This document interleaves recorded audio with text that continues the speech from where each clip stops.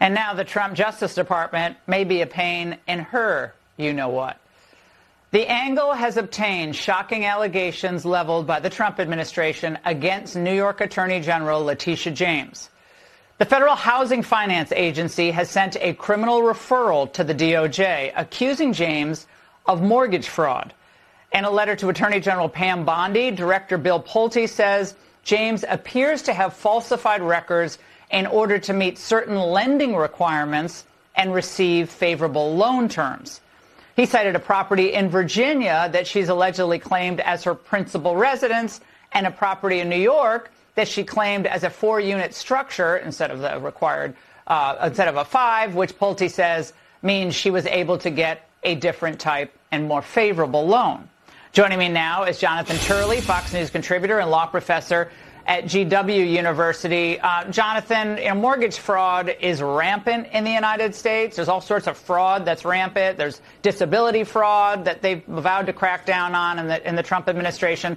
But this is another thing that they have vowed to crack down on because it costs real money. Your reaction to these allegations? Well, obviously, the irony is perfectly crushing. This is a person who prosecuted Trump for everything short of ripping a label off a mattress. And among the charges that were brought in New York in not just the civil but the criminal case was making false or misleading statements to financial institutions. And one of these sections, Section 1014 of the federal code, is prosecuted. It took me about 60 seconds of a search to find cases that the Department of Justice brought against people who falsely claimed that property was their principal residence in order to get loans. So this is well-tread areas for the Justice Department.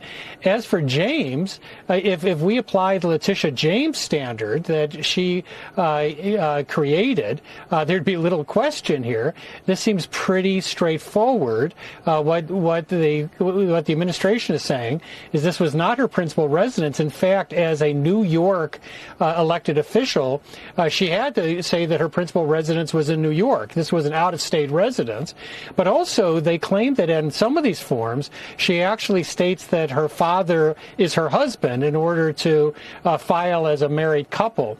So there's a lot of those questions. And as you know, the Supreme Court just stated earlier in March in a case called Thompson that they want to see knowing false statements under sections like 1014, not just misleading statements. These are misleading statements. Either it's your principal residence or it's not. Or it's not. Either you're married to your father or he's your father. So they can this can satisfy the Thompson standard. Yeah, well, Jonathan, we reached out to the DOJ and they have no comment on this referral. We also reached out to Attorney General James, who did not respond to us either. So, again, everyone wants the best interest rate you can get. I understand that.